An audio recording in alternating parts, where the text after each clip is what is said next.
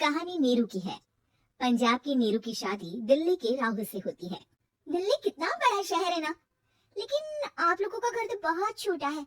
हमारे पंजाब में तो ये बड़े बड़े घर होते हैं कि मजा ही आ जाता है।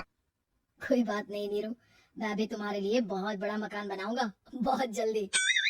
नीरू के पिता जहाँ पंजाब के जाने माने व्यापारी थे, वहीं उसका पति राहुल दिल्ली में एक सिंपल नौकरी करता था। माँ, यहाँ तो घी मक्खन इतना महंगा है कि क्या बताऊं। मैं तो तरस ही जाती हूँ घी खाने के लिए। नीरू की माँ को ये सुनकर बहुत दुख होता है।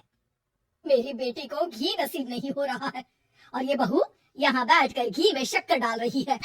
देख वनिता, मैं साफ कह रही हूँ, इस घर में जितना घी आएगा उतना ही मेरी बेटी के घर दिल्ली भी जाएगा।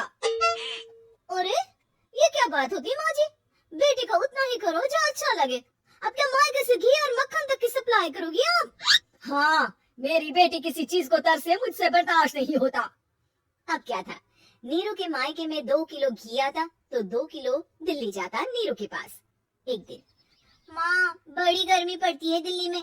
इस घर में तो एक ही एसी है और वो भी ड्राइंग रूम में। सारा परिवार एक ही कमरे में सोता है। हाँ बेटा, वो तो हर घर की कहानी है, यहाँ भी एक ही एसी है। अरे बिल इतना आता है कि क्या बोलूं। तभी वहाँ राकेश आ जाता है। माँ, थोड़ी देर में यहाँ कुछ प्लम्बर आएंगे मेरे कमरे में एसी लगाने, जरा ध्यान से लगवा देना ना माँ। ओए, ऐसे कैसे तेरे कमरे में एसी लगेगा? हाँ राकेश, एक बार बात तो कर ले तो। अरे पापा, वो वनिता को गर्मी में नींद नहीं आती। ड्राइंग रूम में सबके साथ सोने में वो अनकंफर्टेबल है, इसलिए। अरे पूरे परिवार के साथ वहाँ तेरी बहन नीरू भी तो सोती है, वो नहीं हो रही क्या अनकंफर्टेबल? समझ रहा है ना?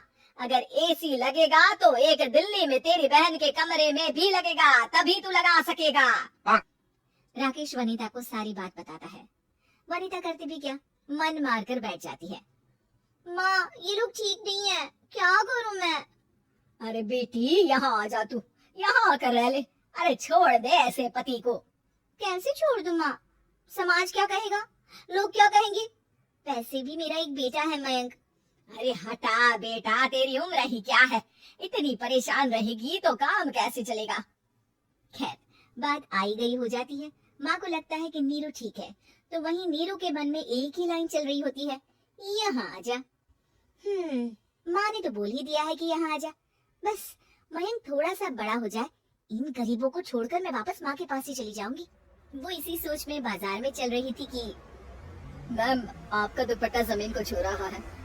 नीरू जैसे ही उस लड़की की तरफ देखती है, देखती ही रह जाती है। हाय रे, कितना सुंदर लड़का है ये। अब क्या हुआ? मैंने कहा आपका दुपट्टा। तो खुद ही उठाकर दे दो ना। लड़का समझ जाता है कि नीरू उस पर फिदा हो चुकी है। वो उससे उसका नंबर लेकर चला जाता है। अब क्या था, नीरू और रोहित में लगातार बातें होने लगती है। मैं हरियाणा का रहने वाला हूँ, यहाँ एक बड़ी कंपनी का मैनेजर हूँ। अच्छा, और कितने बच्चे हैं तुम्हारे? बच्चे? अरे मेरी तो शादी भी नहीं हुई है। तुम बताओ, शादी करोगी? नीरू शर्मा जाती है। अब लेकिन मैं तो पहले से ही शादीशुदा हूँ। मुझे फर्क नहीं पड़ता, बस तुम शादी कर लो, भाग चलते हैं। बहुत पैसे वाला हूँ मैं, हमेशा खुश रखूंगा तुम्हें। नीरू रोहित से मिलकर सारा प्लान बना लेती है और फिर एक दिन घर से भाग जाती है। दोनों शादी कर लेते हैं। शादी के बाद, क्या बात है नीरू, तुम्हें परेशान सा देखता हूँ, सब ठीक तो है ना? हाँ, सब ठीक है।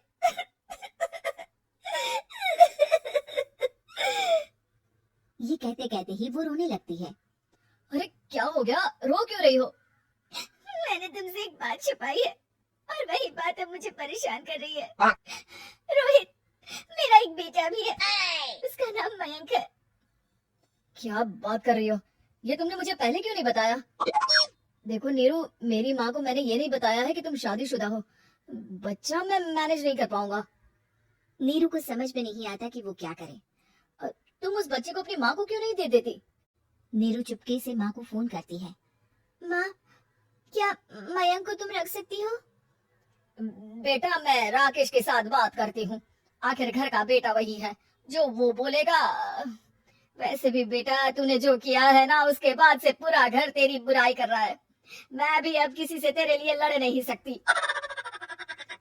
राकेश बेटा, नीरू ने तो जो किया बहुत ही बुरा किया, लेकिन मैं सोच रही थी कि क्यों ना मयंक को हम यहाँ ले आए। तभी वनीता बोल पड़ती है, वाह जी, ऐसे कैसे यहाँ ले आए? यहाँ क्या भंडारा भरा है?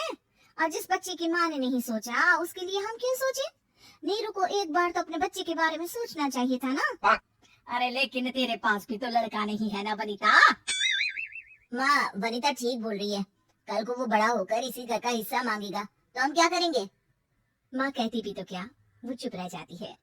वही नीरू का पहला पति कहता है, माँ, अगर आज भी वो वापस आ जाए तो मैं उसे माफ कर दूंगा। बेटा, गरीबी चीज ही ऐसी है, क्या करेगा? तू तो अब मयंक का सोच, वो बेचारा तो बिना माँ का हो गया। मयंक के खातिर तू दूसरी शादी कर ले बेटा। लोगों के लाख समझाने के बाद नीरू के पहले पति की शादी रिद्धि से हो जाती है, जिसके पहले पति से 2 बच्चे होते हैं। देखो जी, मैंने शादी सिर्फ बच्चे के खातिर की है। मैंने भी शादी सिर्फ बच्चों के खातिर की है। वहीं नीरू के दूसरे पति के मन में ये बात घर कर जाती है कि नीरू एक मासूम बच्चे को उसके खातिर छोड़ कर आई है। अब देखो नीरू, मुझे लगता है कि जो औरत अपनी कोख का बच्चा छोड़ सकती है वो तो कुछ भी कर सकती है। कल को तुम्हें मुझसे अच्छा कोई मिल गया तो तुम तो मुझे भी बाय बाय कर दोगी ना। नीरू को अब उसका दूसरा पति ताने देना शुरू कर देता है। तंग आकर नीरू उसके यहाँ से भागकर अपने पहले पति के पास चली जाती है, लेकिन ससुराल में क्या लेने आई है नीरू, मयंक को? नहीं सासू माँ, मुझसे गलती हो गई, मुझे माफ कर दीजिए। नीरू, अब वक्त खत्म हो गया है, मेरी शादी हो चुकी है। तो छोड़ दो ना उसे, हमारा बच्चा है। मैं आपको अपनी माँ नहीं मानता, मेरी नहीं मान तो बात अच्छी है। नीरू मयंक की बात सुनकर समझ जाती है कि उसके पास अब न आसमान रहा ना ही जमीन।